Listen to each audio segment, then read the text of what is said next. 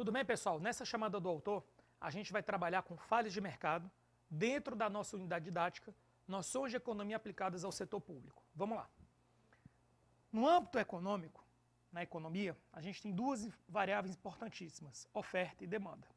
Algumas linhas de pensamento econômicas entendem que a relação entre oferta e demanda, sendo aplicada corretamente, ela vai ser eficiente em termos de alocação de recursos. Ou seja, se você tem muita oferta, o preço vai cair.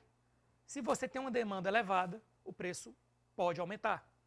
Então, essa relação entre oferta e demanda seria suficiente para alocar os recursos com eficiência, inclusive definir níveis de produção, custo e por aí vai.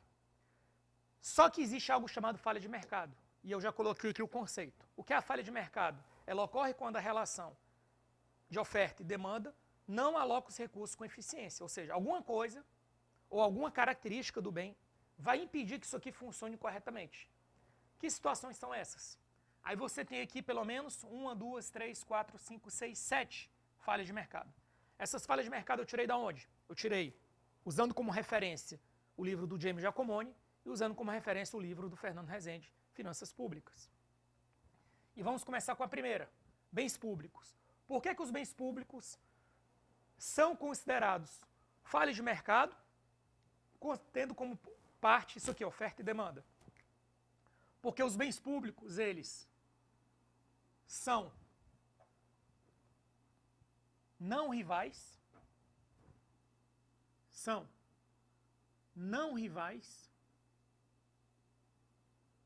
e não excludentes.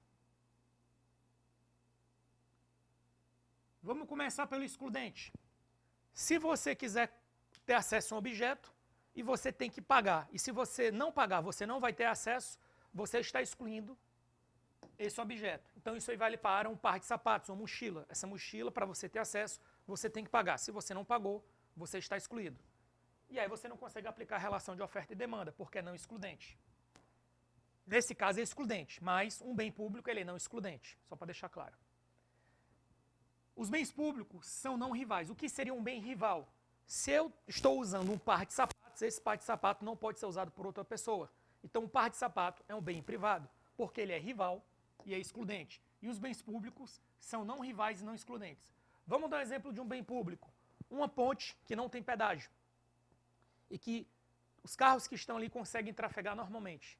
Então, uma ponte que não tem pedágio e que o fluxo está normal é considerado um bem público puro. Se enquadra como falha de mercado. Por outro lado, a gente tem outros tipos de bens públicos, como o sistema de justiça, segurança nacional, que são bens públicos mais intangíveis.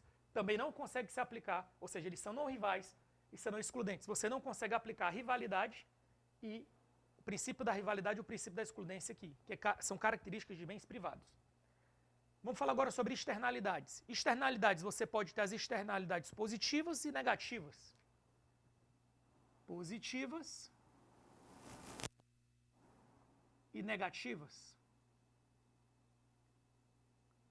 As externalidades positivas são aquelas externalidades que possuem benefícios sociais ou ambientais, além do benefício econômico, além do valor econômico. Ou seja, vai ter alguma característica que vai gerar um efeito positivo. Vou dar um exemplo. Gastos em educação. Você tem um custo com a educação, mas a educação ela gera uma série de externalidades positivas. Redução da violência, por exemplo. Então, é algo que você não consegue precificar, mas que gera externalidades positivas. Por outro lado, você tem as externalidades negativas, ou seja, a indústria do cigarro. A indústria do cigarro produz cigarro, as pessoas que fumam, em tese, vão ter maior chance de ter algum problema respiratório ao longo da sua vida. Então, é um tipo de produto que gera uma externalidade positiva. E você não consegue incorporar no custo do cigarro todos os prejuízos que isso vai trazer para aquelas pessoas que fizerem uso daquele produto. Você pode até introduzir o que é chamado de imposto pigoviano. Aqui você pode ter impostos pigovianos, que seriam impostos que seriam impostos que serão impostos para compensar o efeito negativo das externalidades negativas. Poder de mercado.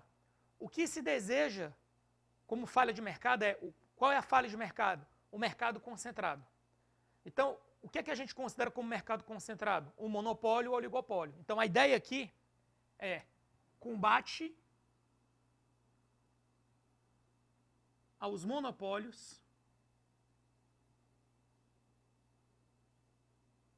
e oligopólios.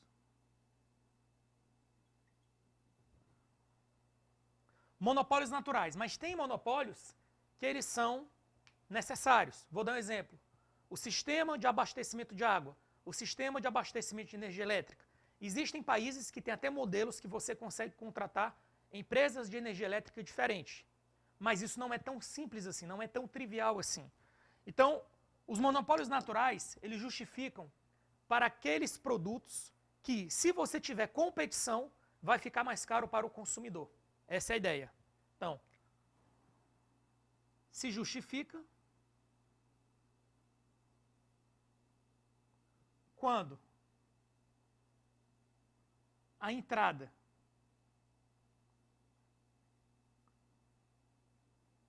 de novo fornecedor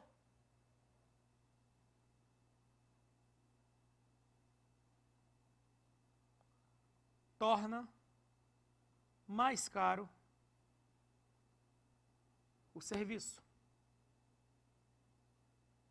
ou produto. Assimetria de informações. Assimetria de informações é quando, na relação entre fornecedor e cliente, existe algum tipo de erro, existe algum tipo de falta de informação. Esse erro ele pode ser antes ou depois da transação. Então a gente tem a seleção adversa, que é um problema de assimetria de informações antes da transação, e a gente tem um risco moral, que é um problema de assimetria de informações após a transação. Antes da transação, vou colocar aqui, seleção adversa,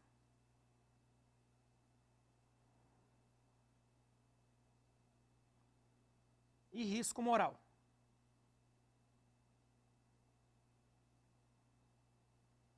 Na seleção adversa, é antes. É o caso, por exemplo, de um plano de saúde.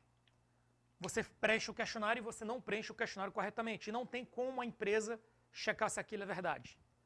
Ou seja, você selecionou alguém na amostra que você não gostaria de selecionar se você tivesse todas as informações. E o risco moral é o seguinte, é o caso do seguro de carro.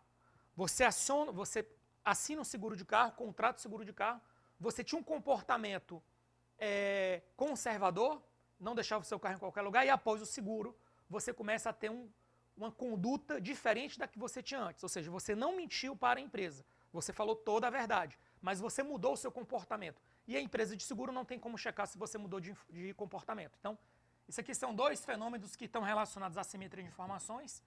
Mercados incompletos, eles vão acontecer quando você tiver, por exemplo, regiões inóspitas, que você deve povoar, que você deve dar infraestrutura, você precisa dar subsídios para que a indústria, digamos assim, penetre naquele local. Então, justifica-se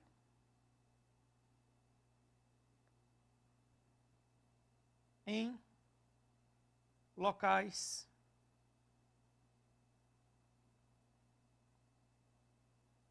com deficiência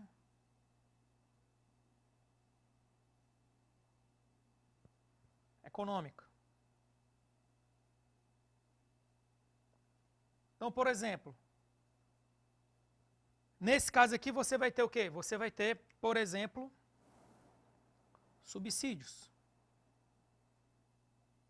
Você dá um subsídio para uma empresa para ela se instalar em determinada região. Desemprego e inflação.